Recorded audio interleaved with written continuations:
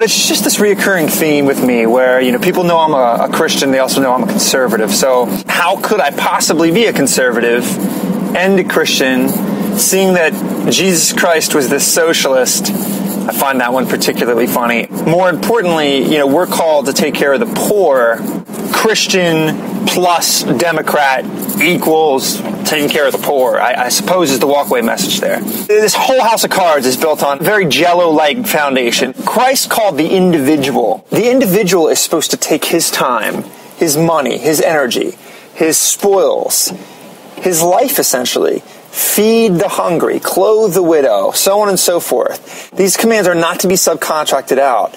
When charity takes place, when you help a brother or sister in need, you're also blessed from that.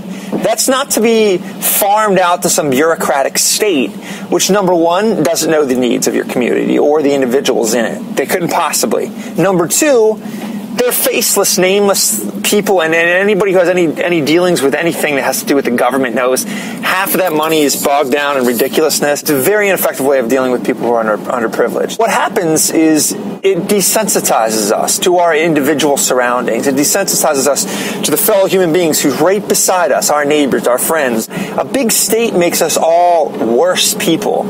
I think the reason that so many liberals like it is because it feels good. It makes them feel like they're charitable. Because after all, their politics are in line. They want a big state. They want the government to take care of the poor. So they lie their head down on the pillow and they feel real good about themselves. But what's real hard is actually taking care of the poor. What's actually difficult, and mind you, actually charitable, is reaching into your own pocket and giving that money as need be to the poor, or reaching into your own treasure chest of time, which Westerners, Americans specifically, that's the real sacrifice. Your own time, your own effort. Having the right in vogue politics does not make you a philanthropist or a benefactor to the poor. No, it just means that you get to check off your nice little emotional block in yourself. I'm a good person. I'm one of those conservatives. I like the poor. What do you do for the poor? What do you do? Not what do you expect the government, or you complain about other people, not giving enough money, or there's all these rich people. None of this helps the poor. At best, it helps you feel better about yourself, but it doesn't help the poor.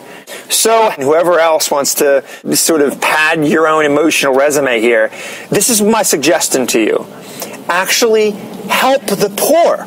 Actually take your time, money, energy, spoil, and help the poor. If everybody did that instead of complaining about, conservatives or the government's job is not to do that. Your job is to do that. That's your calling, your community, you personally.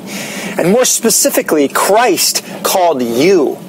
Christ called you to help the least of these. You turn the page in God's holy word where he tells the big bureaucratic state to take the burden of charity off your individual shoulders. That's nonsense. It's pure nonsense. I am a conservative because of the issue of poverty. Conservatives, do your research, actually help the poor.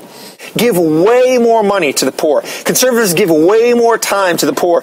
Conservatives actually live the message of Christ. Liberals, they talk about it. They talk about it better than conservatives, but it pretty much ends there. A Brock Nolly production.